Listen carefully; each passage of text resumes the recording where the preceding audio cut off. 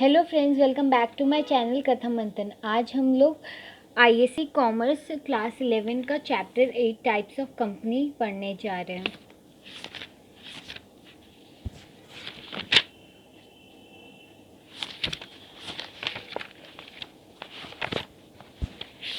हम लोग स्टार्ट करते हैं टाइप्स ऑफ कंपनीज से। हम लोग ने पहले जॉइंट स्टॉक कंपनी पढ़ा था। अगर आपको कोई भी डाउट होगा तो आप कमेंट में पूछ सकते हैं। Types of company. Classification of companies. According to the mode of incorporation, companies can be of the following kinds. Chartered companies. Companies which are established by the royal charter or under a special order guaranteed by a king or queen are known as chartered companies. तो बोल रहे company जो royal charter या फिर कोई king या queen के under special order के अंडर स्टैब्लिश किया जाता है उसको हम लोग चार्टर्ड कंपनीज कहते हैं। For example, the East India Company, the Bank of England, the Chartered Bank of Australia, India and China. ये सब हम लोग का चार्टर्ड कंपनी है। Statutory company, such A companies established under a special act passed by parliament or by state legislature as the case may be. सो इधर बोल रहा है कि एक स्टैट्यूटरी कंपनी क्या होता है, जो कंपनी स्टैब्लिश्ड होता है अंडर ए स्पेशल एक्ट।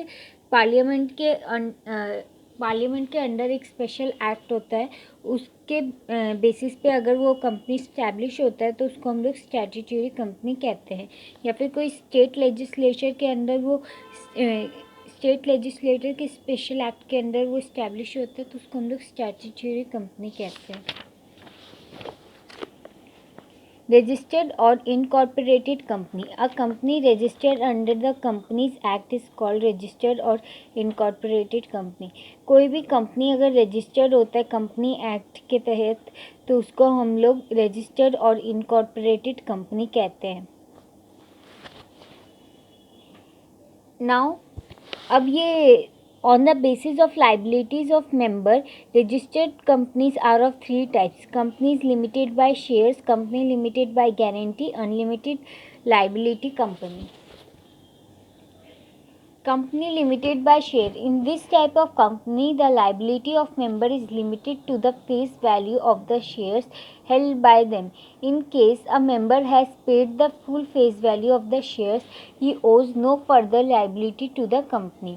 तो इधर बोल रहा है ऐसे कंपनी में जो मेंबर्स का लाइबिलिटी होता है वो लिमिटेड होता है, जितना वो शेयर्स परचेस करता है, मतलब होल्ड करता है, जितना शेयर वो होल्ड करता है उतना ही उसका लाइबिलिटी होता है, मतलब उसका लाइबिलिटी अनलिमिटेड होता है। इन द केस अगर कोई कंपनी वाइंड अप हो जाता है तो उसका पर्सनल एसेट से कंपनी कुछ नहीं ले सकता। Now company limited by guarantee. In such a company, the liability of member is limited to such amount as they agree to contribute to the asset of the company in the event of its being wound up. तो बोल रहा है ये एक ऐसा company है जिसमें members का लाइबिलिटी जो होता है वो लिमिटेड होता है एक सर्टेन अमाउंट तक, as they agree to contribute the asset of the company in the event of its being wound up. इस एग्रीमेंट पे कि जब कंपनी वाउंड अप होगा तो वो कितना एसेट कंट्रीब्यूट करेगा। अनलिमिटेड लाइबिलिटी कंपनी, जो नॉट फॉर प्रॉफिट कंपनीज होते हैं वो आप लोग का सिलेबस में नहीं है। अब unlimited liability company, it is a company in which the liability of every member is unlimited and extends to its personal property. Unlimited liability company एक ऐसा कंपनी होता है जहाँ पे सब मेंबर का लाइबिलिटी अनलिमिटेड होता है और उसका पर्सनल प्रॉपर्टी जब कंपनी वाउंड अप होगा तो उसका पर्सनल प्रॉपर्टी से गवर्नमेंट पैसा ले सकता है। On the basis of ownership and control, companies are of the following types. Holding company. It is any company which directly or indirectly through the medium of another company either holds more than half of the equity share capital of another company. कोई भी company directly या indirectly किसी और company का अगर आधा से ज़्यादा इक्विटी शेयर कैपिटल होल्ड करता है तो उसको हम लोग होल्डिंग कंपनी बोलते हैं। Subsidiary company, it is a company in which another company holds more than 50% of the total share capital or more than 50% of its voting power, control the composition of its boards of directors with the sole purpose of controlling its management, is the subsidiary of another subsidiary company. तो बोल रहे ये subsidiary company एक ऐसा company है जो किसी और कंपनी का 50% से ज़्यादा शेयर कैपिटल होल्ड करता है, 50% से ज़्यादा वोटिंग पावर उसके पास रहता है, बोर्ड ऑफ डायरेक्टर को वो कंट्रोल करता है, और वो एक ऐसा सब्सिडियरी कंपनी है जो किसी और जो is the subsidiary of another subsidiary company, मतलब वो एक खुद सब्सिडियरी कंपनी है किसी और सब्सिडियरी कंपनी का।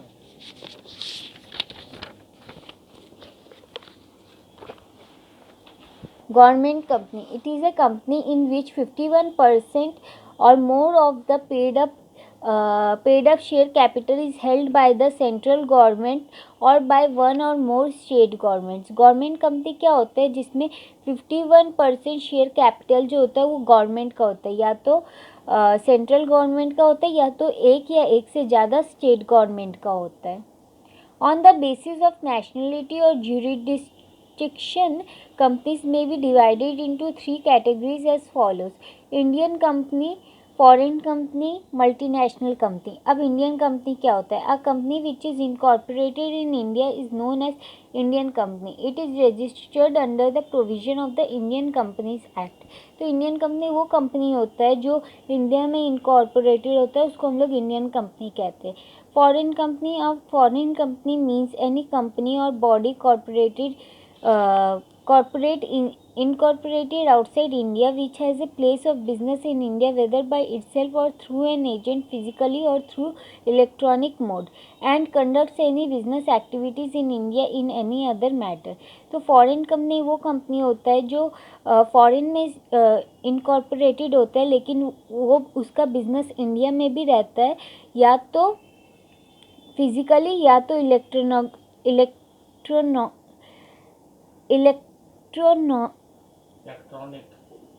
इलेक्ट्रॉनिक मोड के साथ। तो या तो वो एजेंट के साथ भी रह सकते हैं, या तो फिजिकली भी रह सकते हैं, या तो इलेक्ट्रॉनिक भी रह सकता है।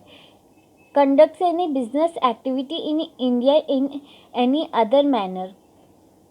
तो बिजनेस एक्टिविटी जो इंडिया में कोई अदर मैनर के साथ भी हो सकता है उसको भी हम लोग फॉरेन कंपनी कहते हैं। मतलब फॉरेन में रह करके अगर वो इंडिया के साथ बिजनेस करते हैं तो उसको हम लोग फॉरेन कंपनी कहते हैं। Multinational company, a company which has production and marketing facilities in several countries is called a multinational company. A company which has production and marketing facility in several countries is called multinational company। जैसे लेज, ये सब हम लोग का multinational company है। Less, Colgate, ये सब हम लोग का मल्टीनेशनल कंपनी है जिसका बिजनेस और भी बहुत सारे कंट्रीज़ में रहते हैं, उसको हम लोग मल्टीनेशनल कंपनी कहते हैं। जैसे Coca Cola, Bata, IBM, Nestle, Colgate, ये सब हम लोग का मल्टीनेशनल कंपनीज का एग्जाम्पल है। Private company, it means a company which has minimum paid up capital of 1 lakh rupee और such higher paid up capital as may be prescribed and which by its articles of association. ये एक ऐसा company है जिसका minimum paid up capital 1 lakh होता है और वो और such higher paid up capital as may be prescribed, या इससे ज़्यादा भी हो सकता है बाय आर्टिकल ऑफ एसोसिएशन। मतलब अगर आर्टिकल ऑफ एसोसिएशन में अगर इससे ज़्यादा अगर देना होता है तो उसको मेंशन कर दिया जाता है, लेकिन मिनिमम हम लोग का इसमें पेड अप कैपिटल रहता है 1 lakh. Public company, it means a company which is not a private company has a minimum paid up capital of 5 lakh rupees or such higher paid up capital as may be prescribed is a private company which is a subsidiary of a company which is not a private company। तो public company एक ऐसा company है जो private company नहीं होता है और उसका मिनिमम पेड अप कैपिटल होता है 5 लाख रुपी या उससे ज़्यादा भी हो सकता है एज प्रेस्क्राइब्ड। और जो प्राइवेट कंपनी होता है वो एक सब्सिडियरी कंपनी होता है लेकिन which is not a private company. 1% company. OPC. The Companies Act 2013 allows the formation of 1% company. जो कंपनीज एक्ट 2013 है वो हम लोग को 1% कंपनी का फॉर्मेशन अलाउ करता है. As the name suggest a 1% company has only 1 member. इस कंपनी में खाली एक मेंबर होता है और ये कंपनी हमेशा एक सफिक्स लेता है OPC का, मतलब 1% कंपनी. इसमें खाली 1% ही पूरा कंपनी को मैनेज करता है. Benefits and drawbacks of an OPC. The biggest advantage of a 1% company is that its identity is distinct from that of its owner. इसका सबसे बड़ा एडवांटेज ये है कि इस कंपनी का आइडेंटिटी जो है वो इसके ओनर से अलग रहता है, मतलब लाइबिलिटी लिमिटेड रहेगा. On the other hand, an OPC is not easy to set up. It requires a lot of paperwork and it is time consuming and costly process. तो इसका सबसे बड़ा डिसएडवांटेज क्या है कि इसको इस्टेब्लिश करना उतना इजी नहीं है और इसमें काफ़ी सारे पेपर वर्क इन्वॉल्व रहते हैं और ये बहुत कॉस्टली प्रोसेस भी है. Now comparison between private company and public company. ये सब हम लोग पहले भी पढ़ चुके हैं, तो भी आप एक बार इसका बेसिस जान लीजिए, बेसिस ऑफ डिफरेंस. तो नंबर ऑफ मेंबर्स ये हम लोग को पहले से ही पता है. Invitation to public, transferability of shares, commencement of business, articles of association, extensions and privileges, number of directors, quorum, index of numbers, minimum capital. ये सब हम लोग का बेसिस ऑफ डिफरेंस है between private company and public company. ये सब हम लोग पहले भी चैप्टर्स में पढ़ चुके हैं. अगर आपने देखा नहीं है तो वो वीडियो जाके देख लीजिए, आपको क्लियर हो जाएगा. Now privileges of a private company. A private company can be started with just 2 members, whereas a public company requires at least 7 members. A private company can start its business immediately after incorporation. Unlikely a public company, it is not required to obtain the certificate of commencement of business. A private company is not required to issue or file a prospectus or statement in lieu of prospectus with the register of companies. A private company is neither required to hold statutory meeting nor to file statutory report with the registrar of companies. ये सब हम लोग पहले भी पढ़ चुके हैं. A private company can directly allot shares. ये हम लोग प्राइवेट कंपनी और पब्लिक कंपनी में पहले भी पढ़ चुके हैं कि इसमें खाली 2 मेंबर रिक्वायर होता है प्राइवेट कंपनी में, जबकि पब्लिक कंपनी में हम लोग को एटलीस्ट 7 मेंबर चाहिए. प्राइवेट कंपनी में हम लोग इनकॉर्पोरेशन के बाद डायरेक्टली बिजनेस स्टार्ट कर सकते हैं, लेकिन पब्लिक कंपनी में हम लोग को कमेंसमेंट ऑफ बिजनेस जो सर्टिफिकेट होता है कमेंसमेंट ऑफ बिजनेस का, मतलब बिजनेस को शुरू करने का सर्टिफिकेट नहीं मिलता है. प्राइवेट कंपनी को कोई रिक्वायरमेंट नहीं होता कि एक प्रॉस्पेक्टस का फाइल इशू करे या फिर कोई statement in लिeu of prospectus with the registrar of companies को इशू करे. A private company is neither required to hold statutory meeting nor to file statutory report with the registrar of companies. इसको ये सब करने का कोई ज़रूरत नहीं होता प्राइवेट कंपनी को. It can have only 2 directors, whereas a public company must have at least 3 directors. Private company में 2 डायरेक्टर्स होने चाहिए, जबकि पब्लिक कंपनी में एटलीस्ट 3 डायरेक्टर्स होने चाहिए. आप private company can directly allot shares. जो प्राइवेट कंपनी होता है वो लोग शेयर्स डायरेक्टली अलॉट करता है. There is no restriction of minimum subscription. कोई भी रेस्ट्रिक्शन नहीं है मिनिमम सब्सक्रिप्शन का. अब merits of private company: easy formation, secrecy, quick decision, greater flexibility, personal touch, limited liability. तो ये सब हम लोग का प्राइवेट कंपनी का मेरिट्स है. ये सब हम लोग पहले भी पढ़ चुके हैं, तब भी मैं आपको एक शॉर्ट नोट दे देती हूँ इस पर कि easy formation मैंने जैसे अभी बोला कि इसमें ज़्यादा पेपर वर्क इन्वॉल्व नहीं होता, इसलिए इसको सेटअप करना इजी रहता है. इसमें सीक्रेसी इसलिए रहेगा क्योंकि मेंबर्स कम रहते हैं. आपको ज़्यादा ये क्या बोलते हैं अपना बात किसी और के साथ शेयर करने का ज़रूरत नहीं है, खाली आपको अपने मेंबर्स के साथ शेयर करना पड़ेगा बात. क्विक डिसीजन रहते, क्योंकि ज़्यादा मेंबर नहीं रहते तो आपको बार बार किसी से पूछना नहीं पड़ेगा कि आपको क्या करना है। इसका फ्लेक्सिबिलिटी ग्रेटर रहता है, क्योंकि मैनेजमेंट यहाँ पे freedom from several legal formalities makes the management of private company more elastic. जो several legal formalities का freedom रहता है वो मैनेजमेंट को easily इलास्टिक बना देता है। पर्सनल टच रहता है, यहाँ पे एम्प्लॉय से आपका पर्सनल टच रहेगा, और जो लाइबिलिटी रहता है वो लिमिटेड रहता है। मतलब अगर कंपनी वाइंड अप होगा तो जो गवर्नमेंट है वो आपका एसेट, पर्सनल एसेट को कुछ नहीं कर सकता।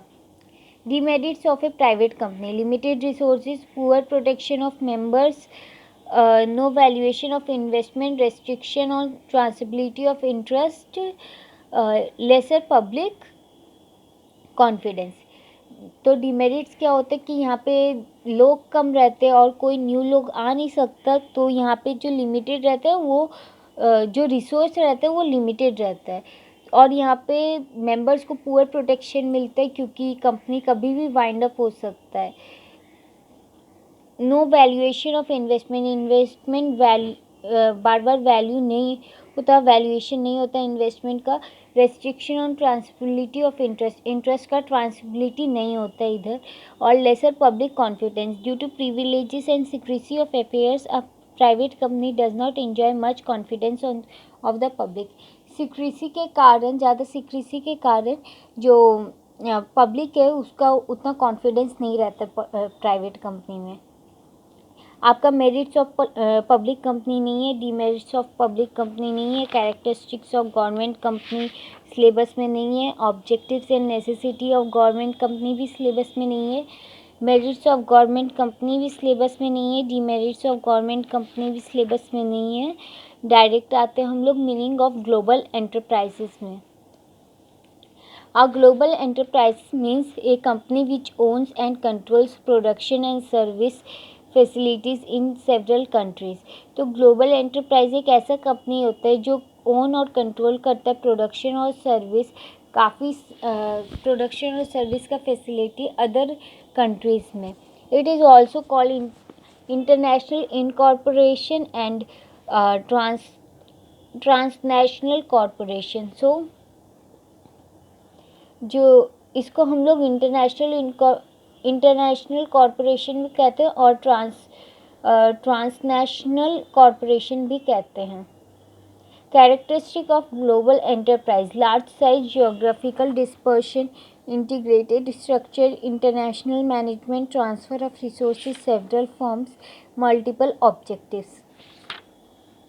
सो कैरेक्टरिस्टिक्स ऑफ ग्लोबल एंटरप्राइज क्या है कि उसका साइज़ लार्ज होता है, मतलब काफ़ी जगह तक फैला हुआ रहता है वो। जियोग्राफिकल डिस्पर्शन मतलब काफ़ी सारे अदर कंट्रीज़ में भी उसका ब्रांच रहता है। Integrated structure: a multinational company is usually complete industrial organisation compromising manufacturing, marketing, research and development and other facilities.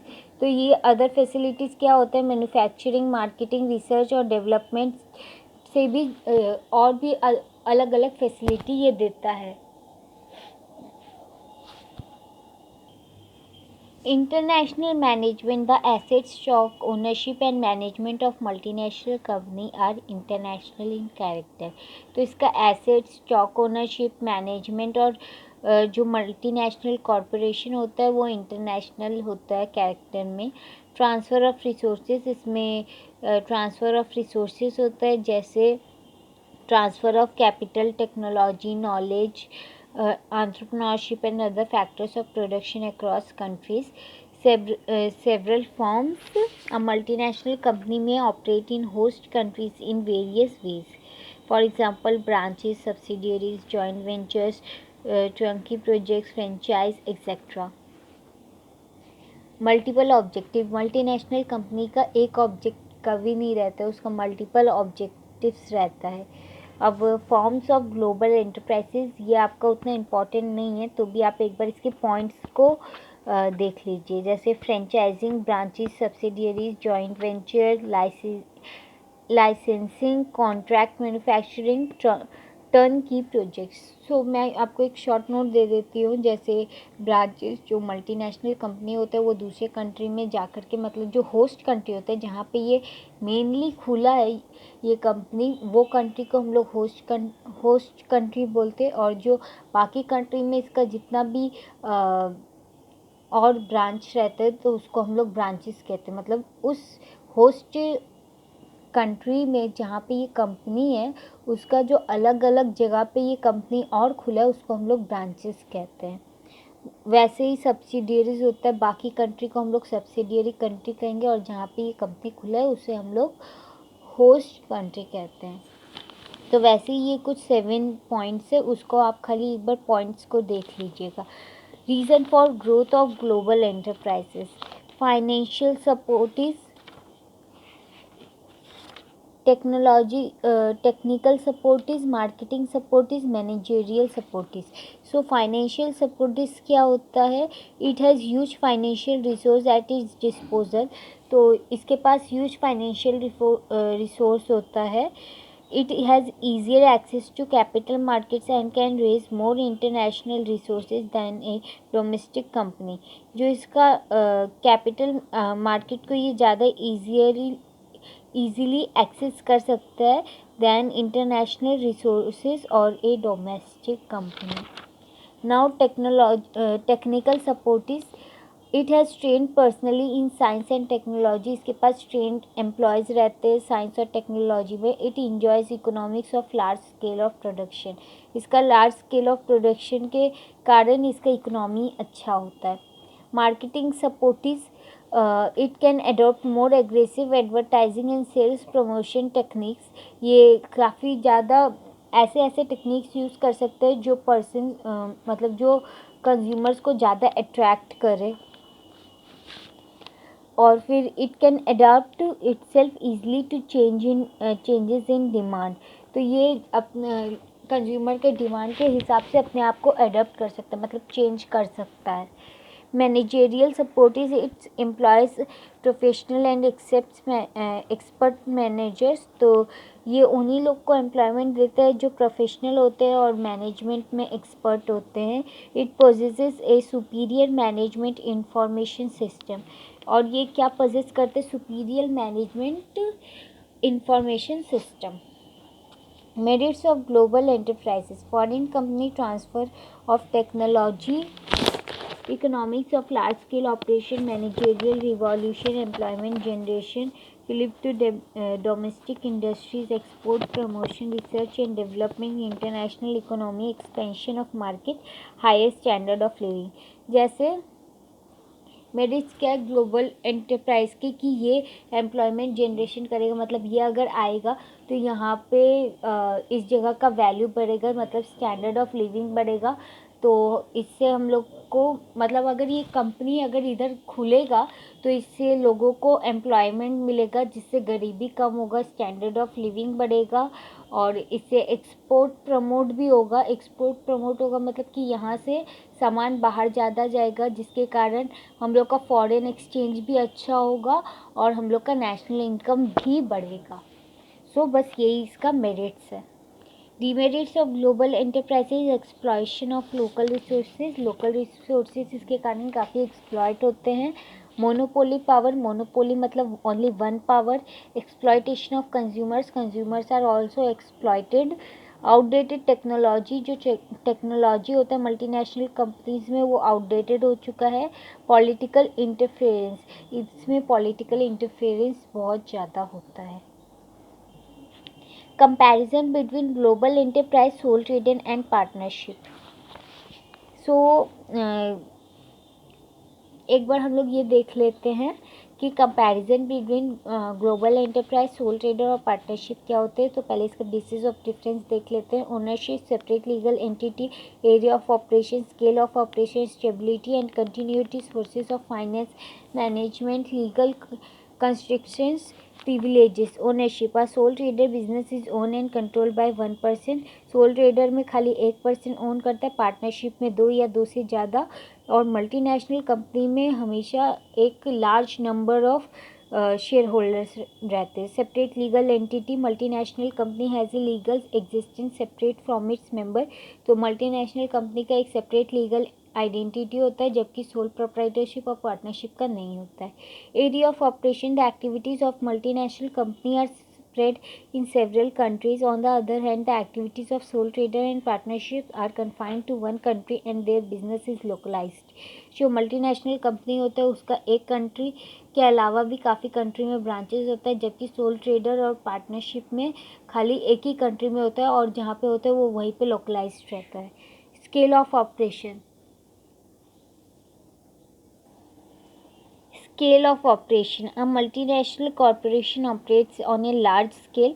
जो मल्टीनेशनल कंपनीज होता है वो लार्ज स्केल में ऑपरेट करते हैं, जबकि पार्टनरशिप और सोल ट्रेडर स्मॉल स्केल में ऑपरेट करते हैं, जबकि पार्टनरशिप का scale of operation soul trader से ज़्यादा होता है। स्टेबिलिटी एंड कंटिन्यूटी, अगर सोल प्रोप्राइटरशिप का ओनर मर जाता है तो बिजनेस बंद हो जाएगा। पार्टनरशिप का अगर ओनर मर जाता है तो वो मे बी कंटिन्यू हो सकता है या फिर मे बी स्टॉप हो सकता है, लेकिन एक मल्टीनेशनल कंपनी कभी स्टॉप नहीं होगा। Source of finance, sole proprietorship का फाइनेंस लिमिटेड होता है, पार्टनरशिप का एक हद तक लिमिटेड होता है, लेकिन एक मल्टीनेशनल कंपनी का बहुत ज़्यादा होता है फाइनेंस। मैनेजमेंट, मल्टीनेशनल कंपनी का मैनेजमेंट काफ़ी सारे लोग मिलके करते हैं, जबकि सोल प्रोप्राइटरशिप और पार्टनरशिप का मैनेजमेंट उसके ओनर खुद करते हैं या फिर जो मैनेजर्स होते हैं वो लोग करते हैं। Legal constraints, multinational corporation have to seek permission from governments of host countries and are required to fulfill several legal formalities. Sole trader and partnership firms do not require such permission as they function within the boundaries of a country. Multinational company बाहर के साथ भी business करता है, इसलिए उसको काफ़ी सारे लीगल फॉर्मेलिटीज़ करना पड़ता है, जबकि सोल प्रोप्राइटरशिप और पार्टनरशिप को ये नहीं करना पड़ता क्योंकि वो लोग कंट्री का बाउंड्री में रह के ही काम करते हैं। Privileges, a country like India encourages growth of small scale sector. Sole trader and partnership firms operate on a small scale. They are given incentives and concession. These privileges are not available for multinational company. तो एक country जैसे कि India, वो लोग small scale sector को काफ़ी इनक्रेज करते हैं, उसके ग्रोथ को भी। एक सोल ट्रेडर और पार्टनरशिप फर्म्स जो प्रिविलेजेस इंजॉय करते वो एक मल्टीनेशनल कंपनी इंजॉय नहीं करता। तो इसी के साथ हम लोग का टाइप्स ऑफ कंपनी चैप्टर ख़त्म होता है। तो हम लोग नेक्स्ट वीडियो में शुरू करेंगे chapter 9, that is formation of A company. और मैं अभी फ़िलहाल तो आपको ये ब्लॉग में इसके क्वेश्चन आंसर नहीं लिख के दे पा रही ड्यू टू सम प्रॉब्लम, और बाकी वीडियोस का लिंक आपको मैं डिस्क्रिप्शन बॉक्स और आई बटन में दे दूँगी। So if you like the video तो शेयर कीजिएगा, लाइक कीजिएगा और सब्सक्राइब कीजिएगा। Thank you friends.